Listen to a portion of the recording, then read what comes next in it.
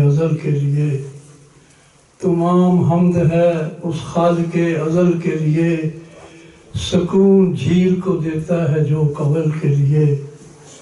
میں ان کے نام سے کرتا ہوں ابتدائے کلام، میں ان کے نام سے کرتا ہوں ابتدائے کلام، کہ جن کے نام فرشتوں نے بھی سنبھل کے لیے۔ دل بھیجے محمد آل محمد۔ اللہم صلی علی محمد وآل محمد وعجل فرجہم۔ میری داشام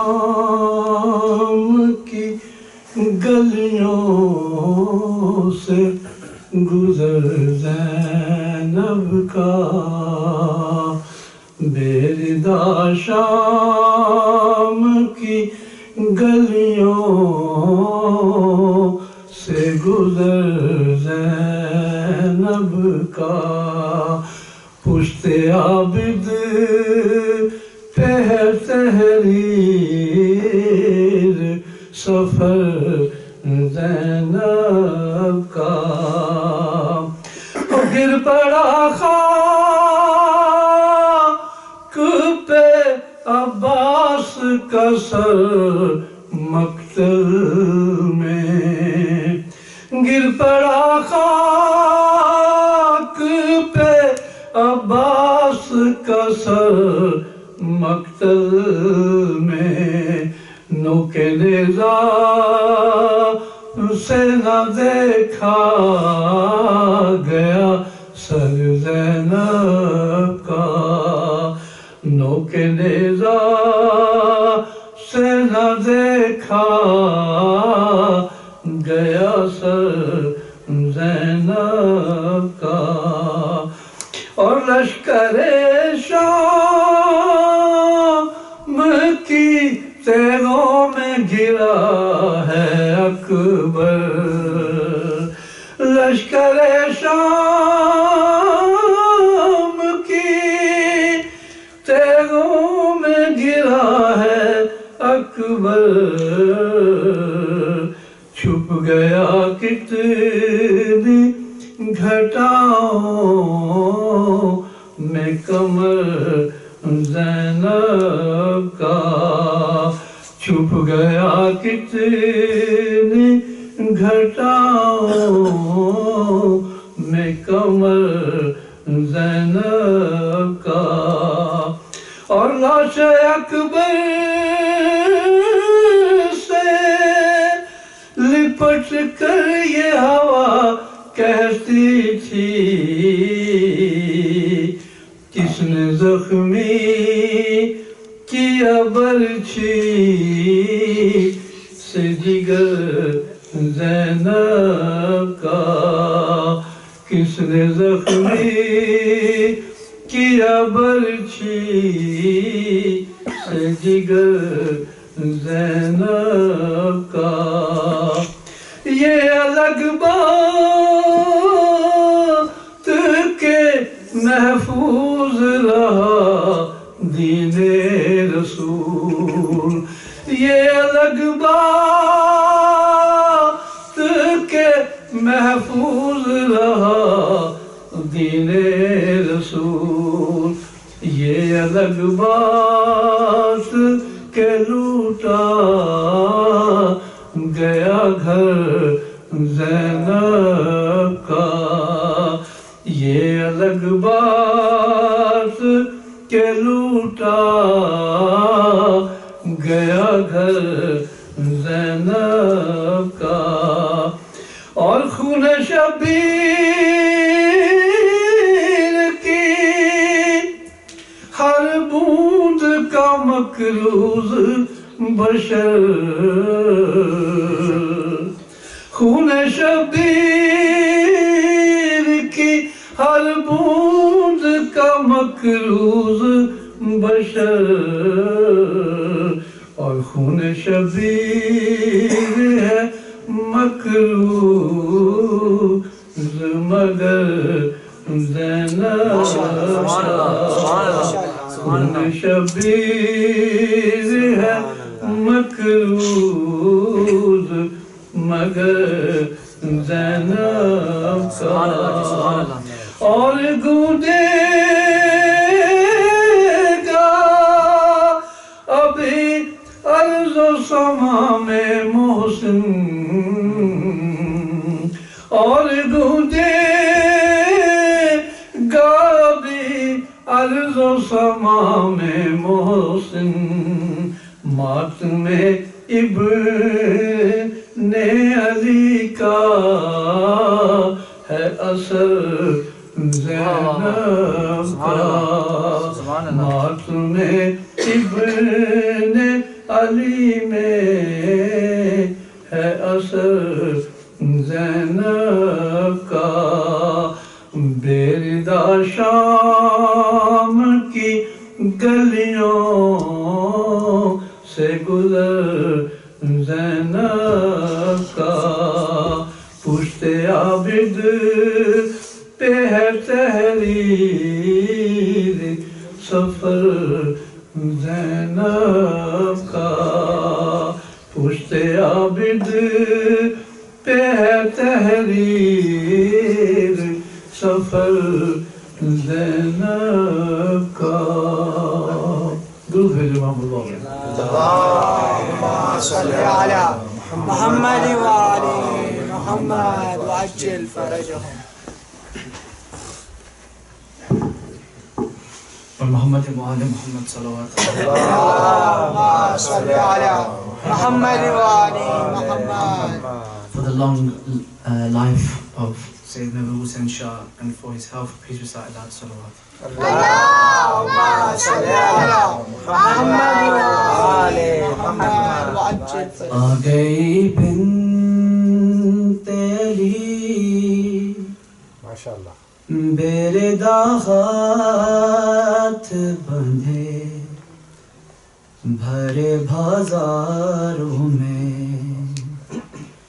آ گئی بنت علی بیردہ ہاتھ بندھے بھرے بازاروں میں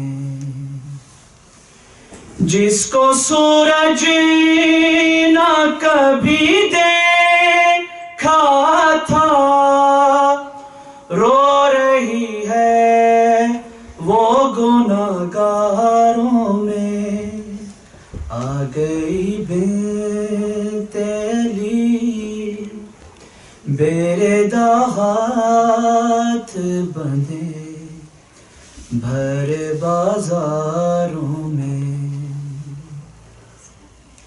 اور کون جانے کہ یہ ہے کون رسن پہنے ہوئے کون جانے کہ یہ ہے کون رسن پہنے ہوئے بیردہ روتی ہے سجاد کے پیچھے چھپ کے سسکیاں ڈوبی ہے جس بی کی ہائے زنجیروں کی جھنکاروں میں آ گئی بنت علی بیردہ ہاتھ بندھے بھرے بازاروں میں کہاں زینب اور کہاں شام کے لوگوں کا ہجوم کہاں زینب اور کہاں شام کے لوگوں کا ہجوم سربرہنا اونچی آواز میں خطبے پڑھنا قتل مرسل کا حوالہ دے کر چادر مانگنا بدکاروں میں آ گئی بنت علی بیردہ ہاتھ بندھے भरे बाजारों में सलवात पर Mohammad Allahumma salli ala Muhammad wa ali Muhammad wa ajil As it's the farajah. days of Imam Sajjad alayhi salatu wasalam that we're commemorating, I just wanted to share a quick few words from the dua of Imam Sajjad alayhi salam and Sayyid Sajjadiyah for his parents. Imam Sajjad alayhi salatu wasalam says, God, lower before them my voice, make agreeable to them my words, make mild before them my temper, make tender toward them my heart, and turn me into their kind companion, their loving friend. O God, thank them for my upbringing, reward them for honouring me, and guard them as they guarded me in my infancy.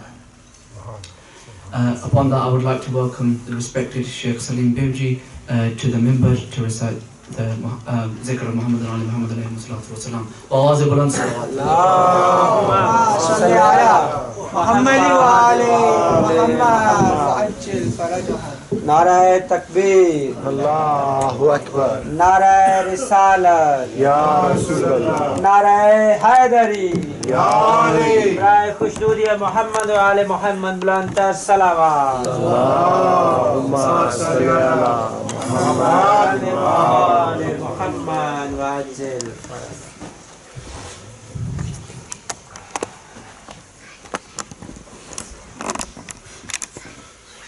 أعوذ بالله من الشيطان الرجيم بسم الله الرحمن الرحيم الحمد لله رب العالمين الحمد لله الذي هدانا لهذا وما كنا لنهتدي لولا أن هدانا الله والصلاة والسلام على أشرف الأنبياء والسيد المرسلين وشفيع المذنبين سيدنا ونبينا أبي القاسم محمد اللهم صل على محمد وعلى آل بيته الطيبين الطاهرين المعصومين المظلومين المنتجبين لا سيما مولانا وسيدي صاحب العصر والزمان روحي وأرواح العالمين له الفداء وأجل الله تعالى فرجه الشريف ولعنة دائمة على أعدائهم ومنكر فضائلهم إلى الآن إلى قيام يوم الدين أما بعد رب اشرح لي صدري ويسر لي أمري واحلل عقدة من لساني يفقهوا قولي.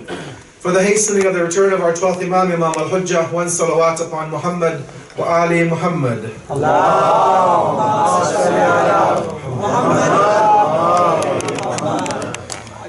My dear brothers and sisters in Iman, Assalamu alaikum wa rahmatullahi wa barakatuh.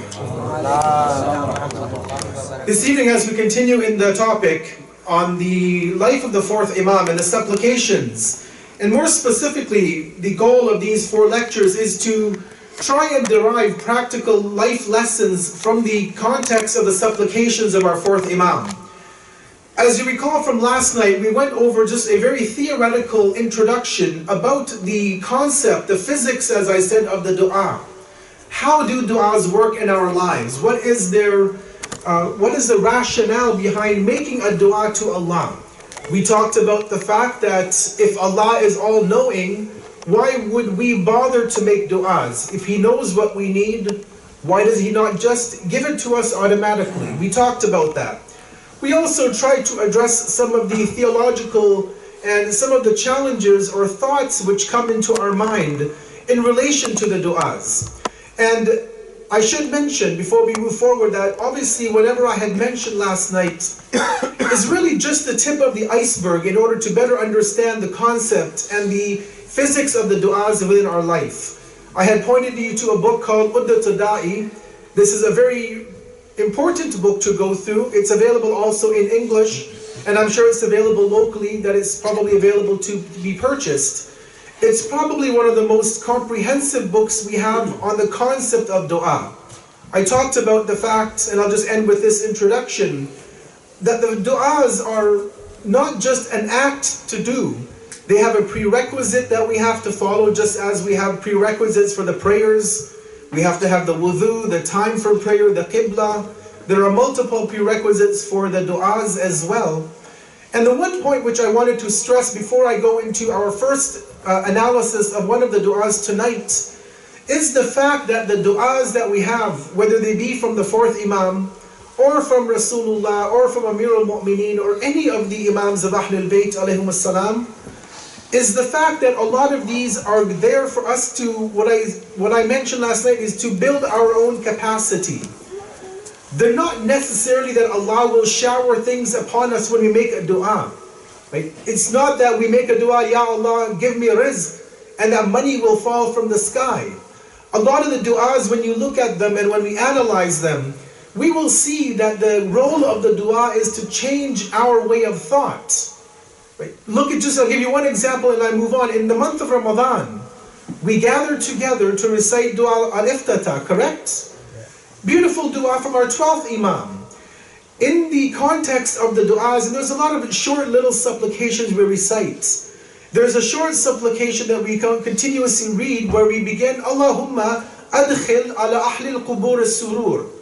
Allahumma aghni kulla fakir. Allahumma ashbik kulla ja'il. Allahumma aksa kulla uryan. There's 13 or 14 things that we make dua for. We'd ask Allah, oh Allah, for example, Allahumma aksa kulla uryan. Oh Allah, clothe every person who doesn't have respectable clothing, who can't afford to buy the clothes. If we read that, do we sit and think for a moment that Allah will send clothing to them in the mail, in a parcel? Of course not.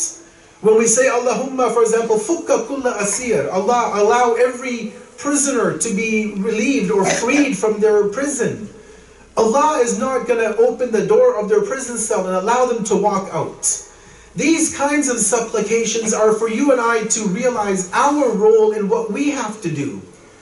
So we make dua, oh Allah, feed the hungry.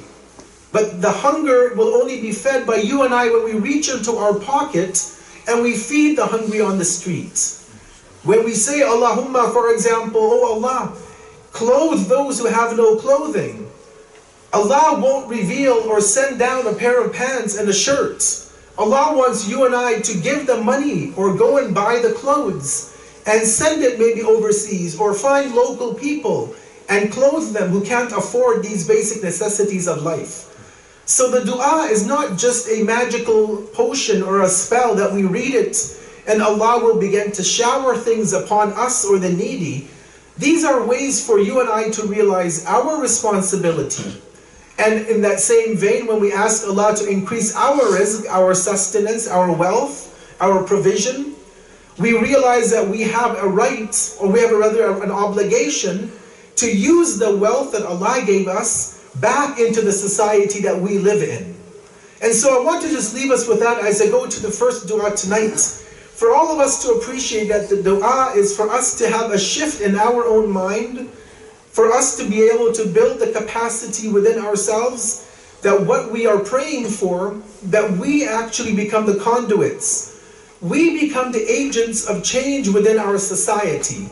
And if we look at the dua in this way, maybe not all of them, but I'm sure a vast majority of the duas, including the one I want to look at tonight, if we look at the supplication in this way, we will see that we will actually be able to build up a society that, that the 12th Imam will perfect for us. A society that is one of justice, where people don't have to, go and beg and look for their daily food. And that we can become those individuals to bring humanity up onto the path of the success that will be eventually given by Imam al-Hujjah, Ajalallahu Ta'ala Farajahu Sharif. Allahumma salli ala With that said, for tonight, I want to look at this topic of Istikhara. Now this is a very hot topic in many of our communities. Many times we have a problem in our life and we'll call up the Maulana or we'll WhatsApp him or text message and we'll say, I need an Istikhara done. Whether it's 2 in the morning or 2 in the afternoon, you'll call up the Sheikh or the Sayyid and say, I need an Istikhara done. I don't want to look at the practicality or the methodology of Istikhara. That's not my topic for tonight. But I want to look at supplication number 33 of the Sahifa. Keep that in mind. Dua number 33 of Sahifa As-Sajjadiyah is the dua of the 4th Imam about Istikhara. But before I go to that, let me begin with this, is that in our lives, All of us, I'm sure, want what is best for ourselves. We want what is best for ourselves. We want what is best for our family, for our spouse, for our children, for our extended community. We want the best for our family members. We want the best for our community. Nobody would say, I want evil to come upon me. Nobody would say, I want to be, have an affliction, have a tragedy come upon me. We all want khair. We all want goodness. We all want happiness in life. This is something that I think every human being wants. And it's maybe one of our charters of human rights is to live a life of happiness, to be given dignity, to have that level of comfort and tranquility in our lives. But in order for us to really appreciate what is khair, what is goodness, and what we ask for from Allah in terms of goodness, we have to better understand what does it mean? What is that word khair? What does goodness actually entail? But even before we go to the definition of khair, of what is good, what is bad, we have to really look at the purpose of life.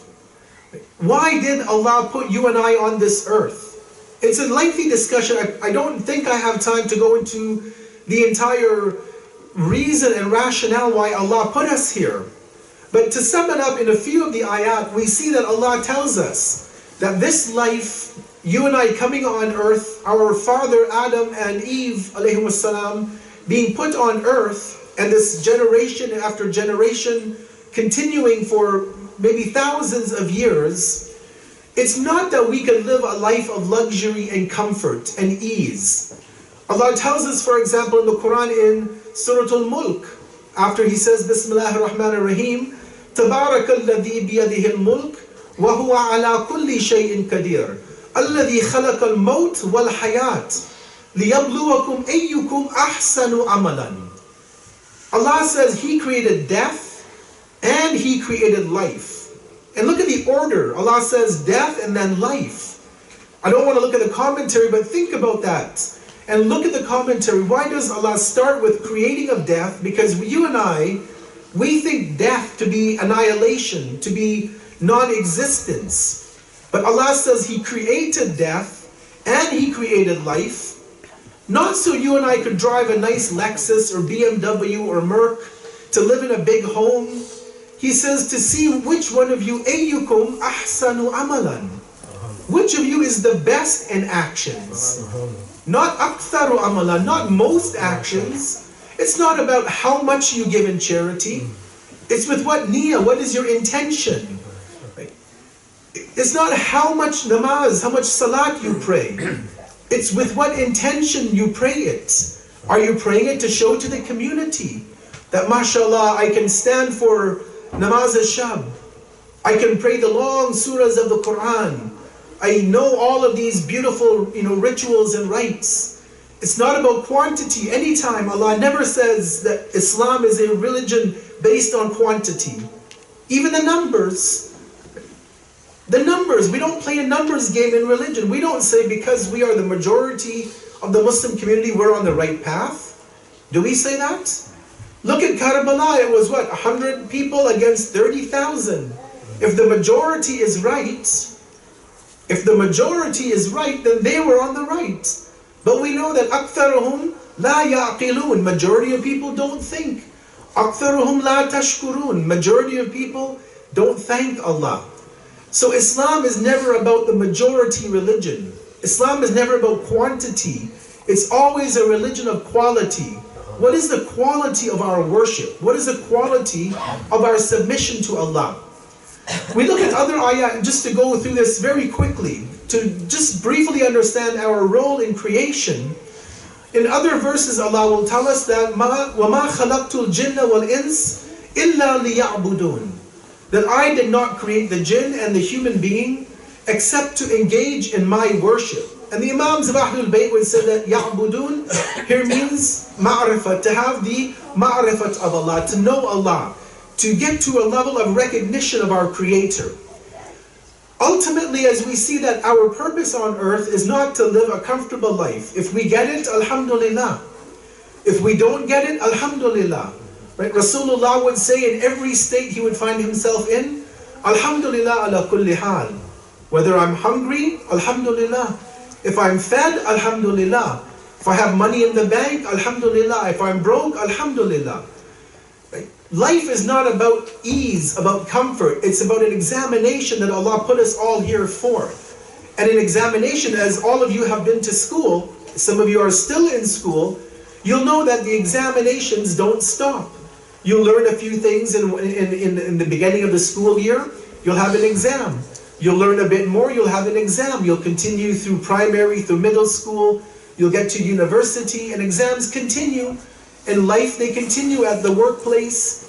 And in life in general, these exams will continue to manifest within every aspect of our lives. And so it's from this that let me begin this review of what does it mean that we ask Allah for khair when we do this istikhara. Now again, I said I don't want to go into the methodologies. You have many scholars here in the community who you can speak to about it. There are books available. There are many discussions that can be had about what is the authenticity or the practicality of an istikhara. Do you do it by the tasbih, by the Quran, by these different methods? I don't want to look at that. I just want to look at the concept of it and how the fourth Imam embodies this within his corpus of the du'as within the sahifa. You look at this word istikhara, it comes from an Arabic root word of khair, of 3 letters, kha, ya, and ra. We get this word khair. And through Arabic morphology, you make this word up called istikhara. Istikhara literally means seeking goodness, looking for goodness, trying to ask and attain goodness. And so when we say I'm asking or I'm doing an istikhara, what I'm saying is I'm looking for goodness to come to me. That's really the ultimate basic definition of an istikhara. Now unfortunately, somewhere along the line, our communities have got it, I think, a bit contorted and mixed up, right? Because sometimes you'll have people who will want to cross the street and they'll do an istikhara. And if it comes out bad, they won't cross. You'll have people who will give up the power of intellect, of the brain, the aql that Allah has given us, and they'll only resort to the istikhara. Nowadays, you don't even have to call up the Maulana, there's an app for it. You download the app, you hit the button istikhara, and you get your answer. So it's been made into this mechanized process where we don't even think about it. We just look for an answer, we push the button, we get the answer, and we follow through with it.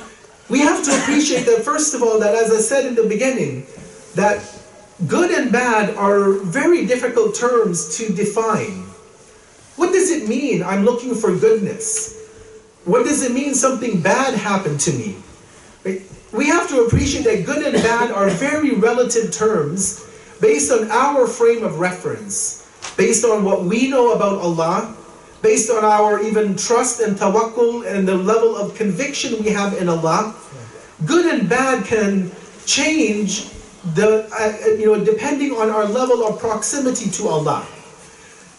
And this we see in our natural world, in the world that we live in. You get sick, we go to the doctor will give you a prescription for some medication, you'll go to the pharmacist, you'll get the medication, you get the prescription filled, and you'll take the medicine. And sometimes that medicine may be a bit bitter, it may be a bit sour to swallow, the liquid. But you won't say that, you'll still say rather that in that bitter medicine is my khair, is my goodness. Right? The pill is hard to swallow. The liquid is hard to ingest.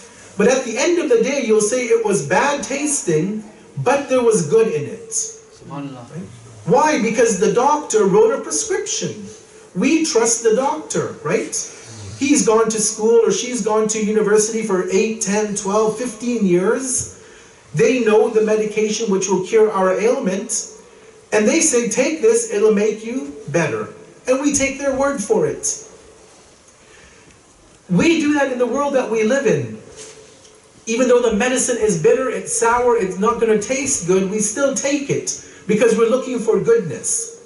Now think about that example over our personal lives at the level of spirituality. When I said that good, khair and shar, good and bad are relative, this is at one level how we have to understand it.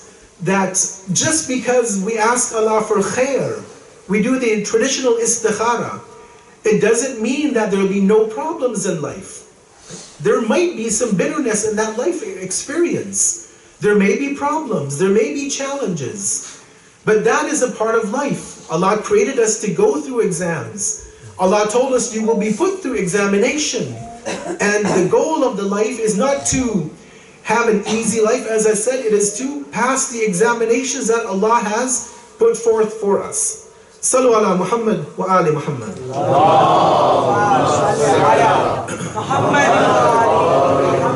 On the flip side, bad. Right? We tend to think of things that are bad that happen to us as being bad in the absolute. I remember when I was working in the corporate sector, and we had massive layoffs in the corporation I worked for. We went from 22,000 employees to 3,000 in less than a year. 19,000 people we had laid off within less than a year, the company that I worked in. I had a friend who lost their job.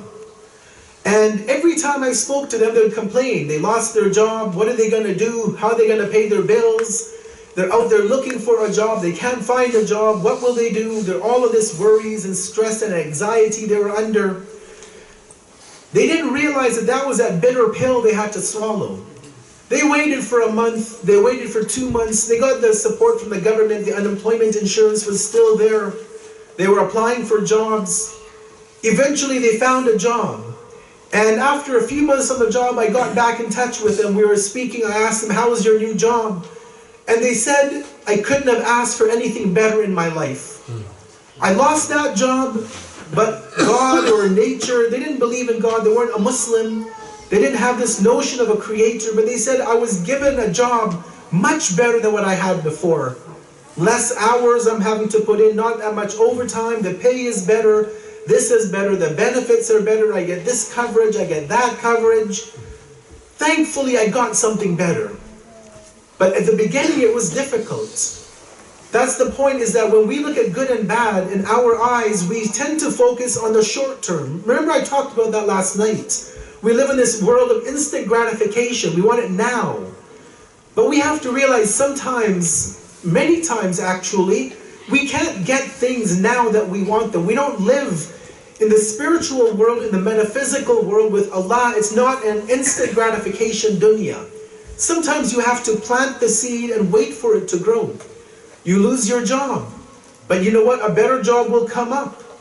You may be going through a divorce, a challenging time in life, but maybe something better will come out of that.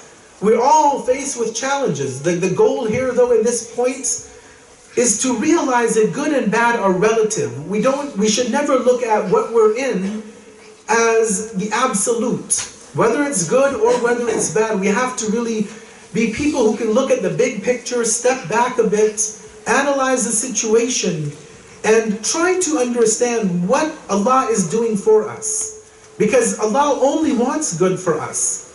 But as I said, and I'll repeat this again, that good does not necessarily mean that we will go through life on cruise control. There'll be no problems. There'll be bumps. There'll be hiccups. There'll be hurdles on the path. And our goal is to deal with those situations, continuously ask Allah for the best, but deal with what we have in front of us. Sallu ala Muhammad wa ali Muhammad.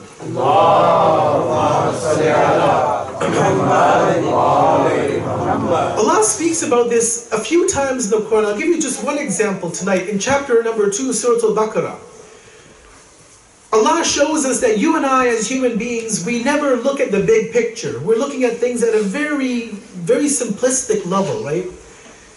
People would come and, we know that the early history of Islam, really the whole history of the Muslims has always been a difficult history.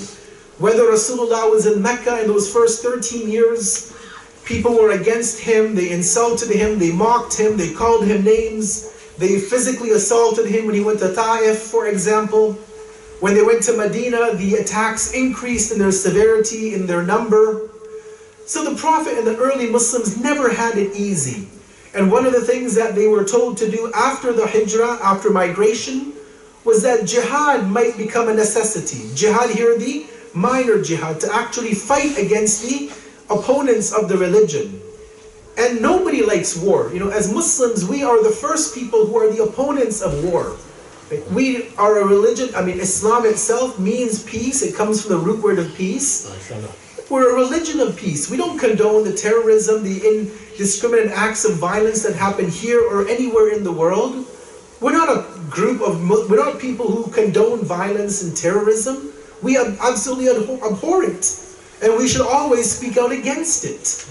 But when you look at the history of Islam and the history of the world that we're going towards, and especially I'm talking about the time of our Imam, the 12th Imam, we will not be able to establish a government of justice just with love and peace. Unfortunately, war is sometimes an ugly reality of humanity. You can't remove a dictator by giving him a box of chocolates and some roses. He's not going to leave. So sometimes Allah shows us that we have to realize that certain things we don't like are necessary evils of the society. So in chapter number 2, Allah says, talking to the Muslims, كُتِبَ عَلَيْكُمُ الْقِتَالِ وَهُوَ كُرْحٌ لَكُمْ. That fighting, war has been prescribed upon you, but this is something that you don't like. You have an aversion to fighting. Again, it's maybe ingrained in our psyche. We don't want to be at war. And then Allah says, وَعَسَىٰ أَن تَكْرَهُ شَيْئًا وَهُوَ خَيْرٌ لَكُمْ. It's possible that you detest something, but it's good for you. There's khair in that. وَعَسَىٰ أَن تُحِبُّوا شَيْئًا وَهُوَ شَرٌ لَكُمْ. And sometimes you love something, but it's actually bad for you. وَاللَّهُ يَعْلَمُ وَأَنْتُمْ لَا تَعْلَمُونَ. That Allah knows best, and we don't know.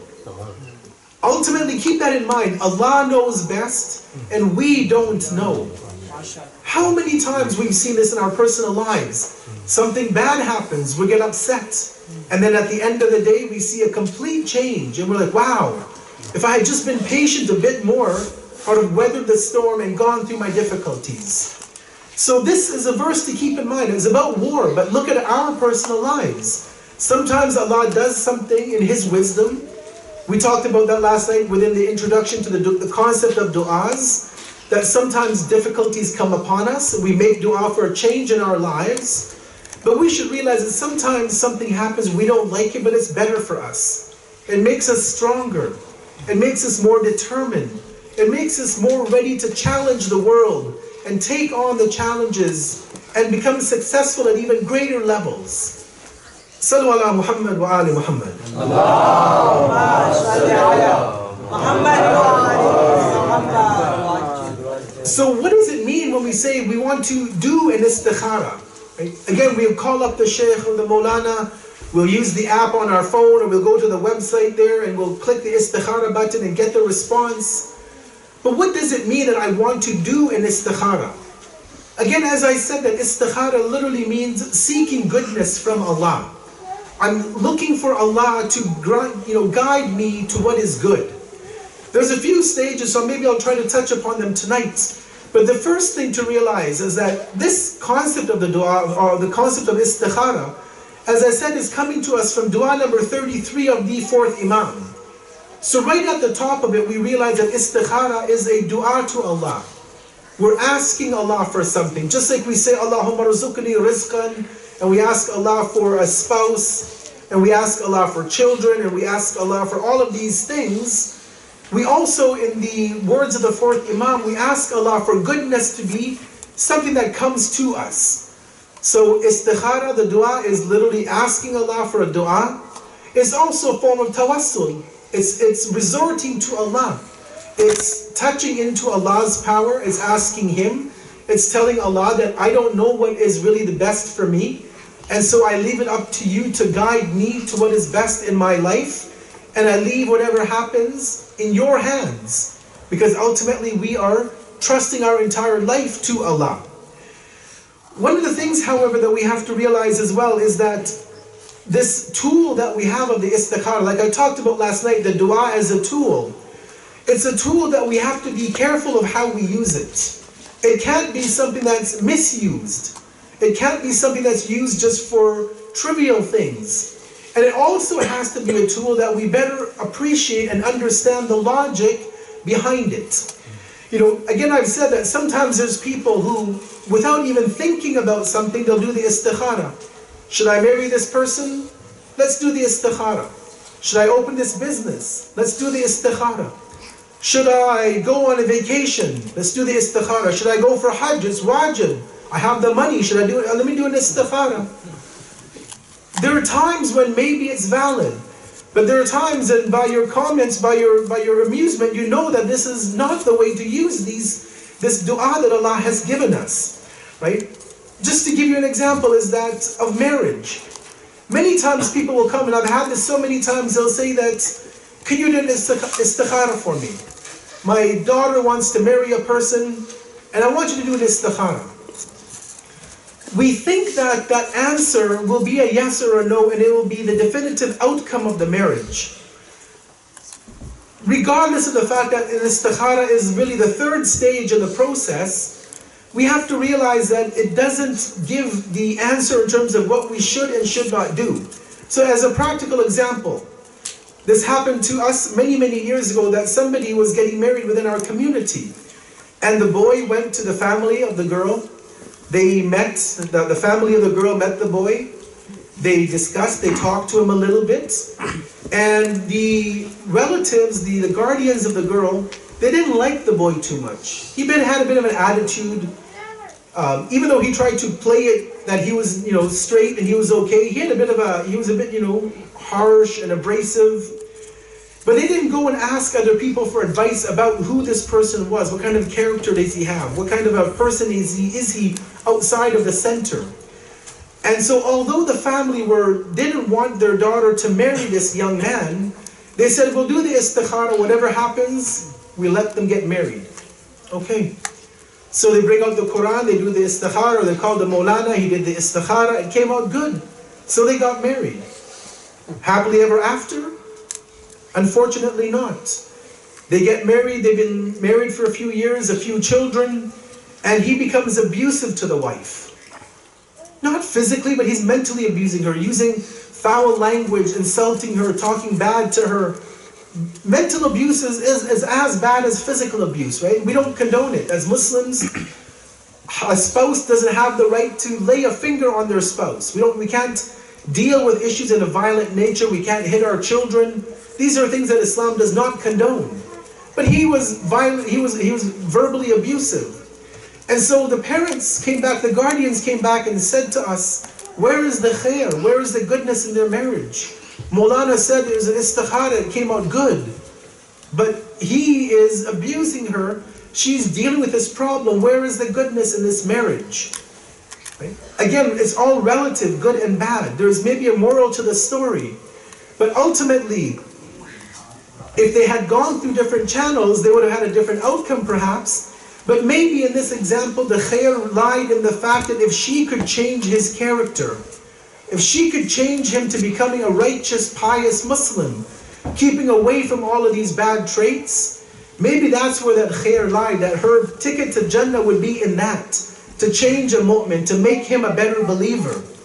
Right? The goal though is that they don't know, we don't know where does good and bad lie. And so that's why I said that when we do these istikharas, we have to be careful, because we don't know where goodness lies. Goodness could be in that bitter medicine. Goodness could be in a box of chocolates. We don't know. Allah knows. But when we're in the situation, then we have to deal with it and try to make the best of the situation that we're in. Sallu ala Muhammad wa ali Muhammad. Allahumma salli ala Muhammad wa ali Muhammad. As I said, there are multiple stages our scholars talk about. And I'll give you a hadith to look at one of these. But at the very first level, we're told, when you want to do something, use your intellect. Allah gave us a brain.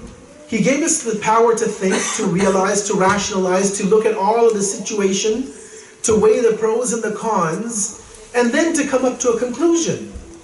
But maybe sometimes we can't come to a conclusion, right? We don't know. We're still in a state of perplexity. We don't know what way we should go. The second level that our scholars tell us is go and talk to people. You want your daughter to marry a certain boy in the community, or the son is wanting to propose to a girl within the community. If you've done your own investigation, you can't come to a conclusion, Then as we know, we have it with many of our communities, we have matchmakers, we have the uncles and aunties who will match youth up to one another. Or you can go and ask them, there's a girl I want to propose, what is her family like? There's a boy I'm interested in marrying, what are the parents like, what is he like? We engage in this act of asking others for advice. Right? And we should never forget that as a second level. Before the istikhara, go and ask people. Talk to people who are experts. You want to open a business, right? You'll go online, you'll ask Google, what kind of a business, what kind of income can I make? What are the hours? What are the challenges? What are the pitfalls? And so we have to realize that that aspect is actually based in the hadith to ask people. Let me give you the hadith here.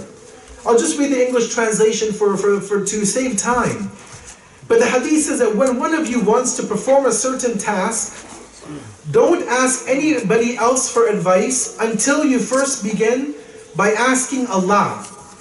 So before you go to anybody, do the istikhara, but do it in the sense of, for example, read dua number 33. Talk to Allah. Right? Open up your heart. Go on the musalla. Make your wudu. Sit and pray 2 rakat namaz. And say, Ya Allah, I'm asking you to guide me to goodness. Just as the Imam says, Allahumma inni astakhiruka bi'ilmika. Allah, I'm asking you to guide me. Give me the goodness in my life. So the Imam says, before you go to somebody, ask Allah. Go to Allah directly. Even some of our ulama used to say, like Shaheed Murtada Mutahari, that if you want to do the istikhara, do it yourself. Don't go to the Sheikh or the Sayyid or the Alim. Ask Allah yourself. Ask Allah. Speak to Allah. The challenge that we have sometimes as a community, not us in this room, but us as an ummah, is we haven't known Allah. We don't know who Allah is. We learn Tawheed, He's one God, okay. But we don't go further than that, right? Tawheed is multiple levels. It's not just one God. Because you ask the Arabs, they say we believe in Allah. The Jahli Arabs before Rasulullah, as Allah says in the Quran, if you ask them, who created the heavens and the earth? Sayakulun Allah. They will say Allah created all of this. You ask Iblis, Satan, who is your God? And he will say, Allah is my Lord. Iblis believes in Allah. He believes in Nubuwwat. He believes in Imamat. He believes in Qiyamat. Right? So it's not enough to say there's one God and that's Tawheed. No, we have to actually graduate. We have to go back to the madrasa of Tawheed, to the madrasa of learning about the oneness of Allah and understanding what we say when we say that there is only one God.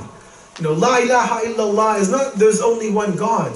There's a negation, there's an affirmation, negating everything other than the one true God. And again, it's a lengthy discussion. I don't want to go into it too much. But we have to strengthen our belief in Allah and conviction in Allah if we want to move forward in a lot of these issues. So the hadith says that go to Allah first, ask Allah for guidance. And then the companion asks, and how do we then seek advice from Allah? Because you might say, well, Allah won't inspire my heart. Allah is not going to send revelation to me. This is 2018. Revelation is done with. But we will get inspired in different ways. And so the Imam said, start by asking Allah for what is good for you, and then ask the people around you. Because when you begin by asking Allah, then Allah will make goodness flow from the mouths of those creatures whom He pleases. So you'll make the dua, Ya Allah, Allahumma inni as'aluka al-khair. I want goodness from you, Allah. He might inspire you, or maybe you come to the masjid for Jamaat namaz, and somebody's sitting beside you, and you'll strike up a conversation after the tea, and you'll say, I'm having this problem. And maybe that person will give you some advice. Maybe that person was the one whom Allah inspired to come and speak to you. And they gave you the advice because Allah wanted to give you that advice through one of your believing brothers and sisters. And so that's why I also say as a side note that as a community we always have to stay together. Jamaat namaz, if you can establish it on a regular basis, it's great. Right? Not just for the fact of the Jamaat prayers, but when we get together we can sit, we meet one another, we talk, what are your problems, do you have challenges? Maybe a sister doesn't have a job, maybe one of us has a business, we can employ her. Maybe a brother is looking to get into university and you have connections. right? That's about community building. It's not just coming, praying 2 rakat, 4 rakat, go home. It's about building a community, right? You have a beautiful building here, right? But a community, a building is empty unless there's people in it, right? And so we have the attendance, mashallah.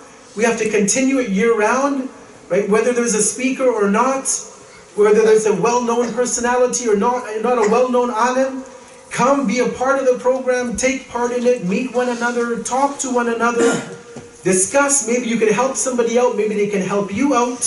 Ultimately, it's about helping one another out, about building a community, building a society, building a network of brothers and sisters that we can help one another. We can guide one another to what is best of this dunya and of the world to come. Sallu ala Muhammad wa ali Muhammad.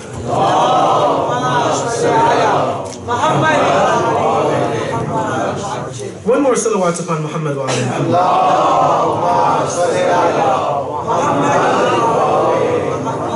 Point number 2, and I'll conclude with this for tonight. And again, as a reminder, when you go home tonight, if you have the sahifa, go to dua number 33. If you don't have it, you go to duas.org, and it's online. The Arabic is there, the English is there.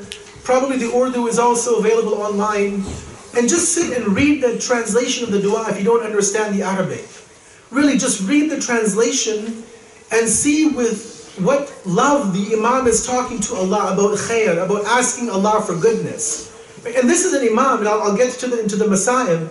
This is an Imam who saw his father slaughtered in the worst of ways. Saw his uncles, his brothers, his family, companions, all killed. But yet he has the power to still communicate to Allah and teach us how to make dua for khair, for goodness. Right? So we have to, we owe it to our Imam. We can't come to the Shahadat Majlis of our 4th Imam and say, I've never read the Sahifa. I don't even know this book exists. It's an insult to our legacy. It's to the legacy of the Imam if we say we've never read Sahifa, that we call him our Imam. We have to be connected to the Ahlul Bayt, brothers and sisters. They've left us treasures like Dua of Kumail, like Dua of Arafat, like the Sahifa, like Dua Nudba. Let's get connected to Allah through these du'as and show our love and appreciation to Ala Muhammad, that what they did on the day of Ashura, it wasn't in vain, that it was for a grand purpose, and that we want to live up to what they expect from us by following in their traditions. Sallu ala Muhammad wa ali Muhammad.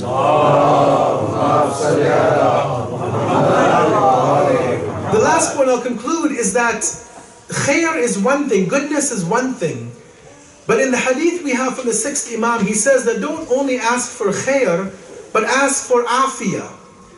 Khair and afiyah are about the same. If you look in the translation in the dictionary, they both roughly mean goodness, or benefaction, or good things to come to you.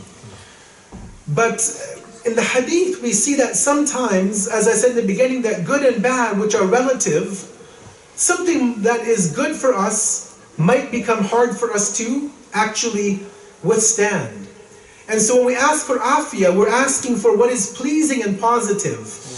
In the hadith of the Imam, he says that when you ask for khair, ask for afiyah, because he says sometimes, he says, فَإِنَّهُ رُبَّمَا خَيْرٌ لِرَجُلِ فِي قَطْعِ يَدِهِ.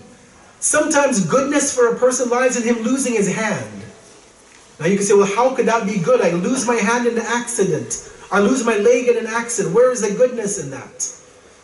Maybe that hand, if you had it, you would have committed a sin that would have landed you in the hellfire forever. So now you'll say, well, of course, if I lose my hand, if I'm prevented from that sin, it's much better for me. It might have been a setback now in this world, but in the akhirat, which is forever, which is for eternity, it's much better. So we have to be careful that when we make dua to Allah, don't only ask for khair, but ask for afiyah, that which is pleasing, which is positive. Because the Imam says that sometimes goodness for a person lies in losing a hand, or the death of their child, or in losing their wealth. Right? And all of these are things that we have to keep in mind. How could losing your wealth be good? Well, maybe if you had that money, you would have gone and committed sins. Like I talked about last night, that man who won the lottery, the Muslim man in the UK. Right? That wealth made him lose his religion. Wealth made that man lose religion. If he didn't win that lottery jackpot, he may have had his religion, he may have had his wife, his children, his akhirat. So, to conclude and to summarize, when we ask Allah for khair, realize that it's not just downloading the app and pushing the button and getting the response and doing what it says. Connect to Allah. Ask Allah, I'm about to embark on something, Allah. Put the khair and the barakah and the afiyah in that thing.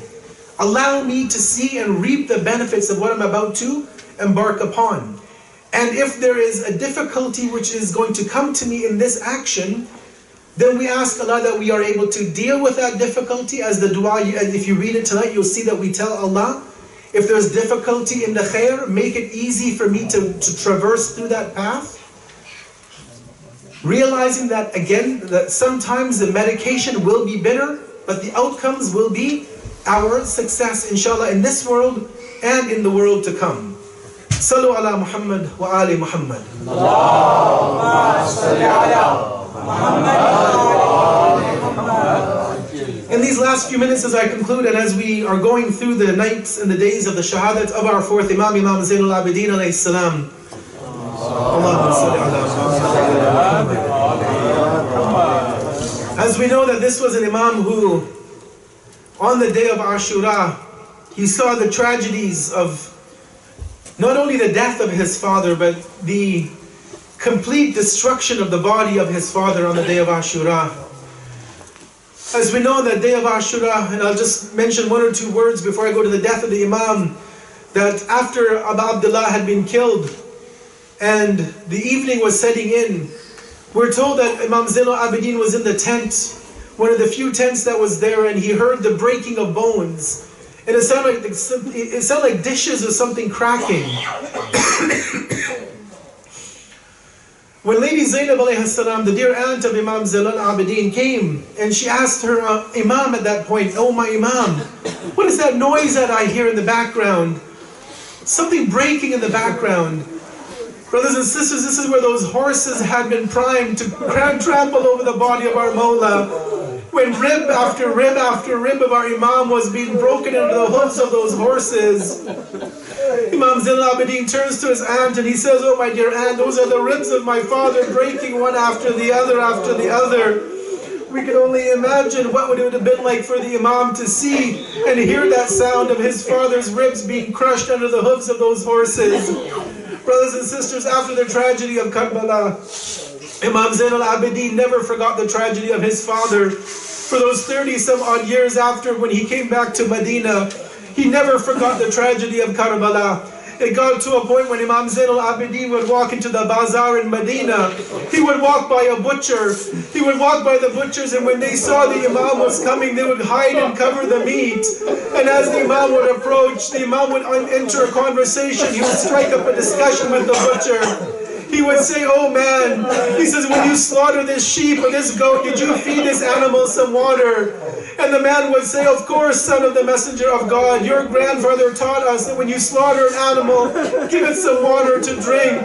And then Imam would reply that, "You know, my father was killed thirsty on the plains of Ashura. He was killed on the day on the plains of Karbala when they were giving water to the animals, that my father died thirsty without a drop of water on the day of Ashura."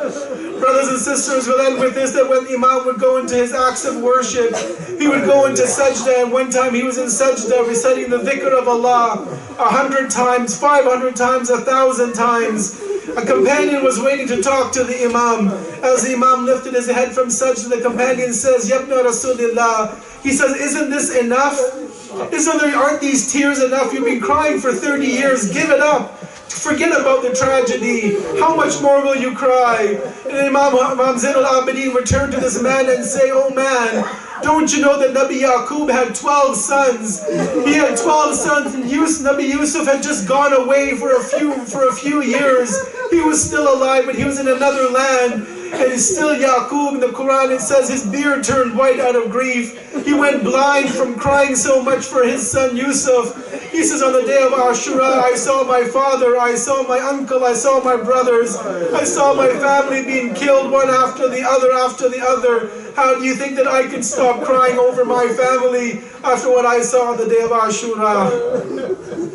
وسيعلم الذين ظلموا أي منقلب ينقلبون إنا لله وإنا إليه راجعون. We ask Allah بحق فاطمة وأبيها وبعلها وبنيها والسر المستودع فيها. Ya Allah, we ask for the right of Fatima and her father and her husband and her 2 children, that you accept this act of worship from us tonight. We ask you, Ya Allah, to give us the shafa'at of Imam Zainul Abidin on the Day of Judgment. Ya Allah, we ask you to allow us to have the ziyarat of Imam Zainul Abidin in this dunya. We ask you, Ya Allah, to allow there to be the rebuilding of Jannatul Baqi, and that the grave of our 4th Imam can be restored to his greatness that he deserves. We ask Allah to hasten the return of our 12th Imam, Imam al-Hujjah, that we can be worthy of being amongst the helpers and assistants and the soldiers of Imam al-Hujjah. ربنا تقبل منا إنك أنت السميع العليم. ماتم حسين.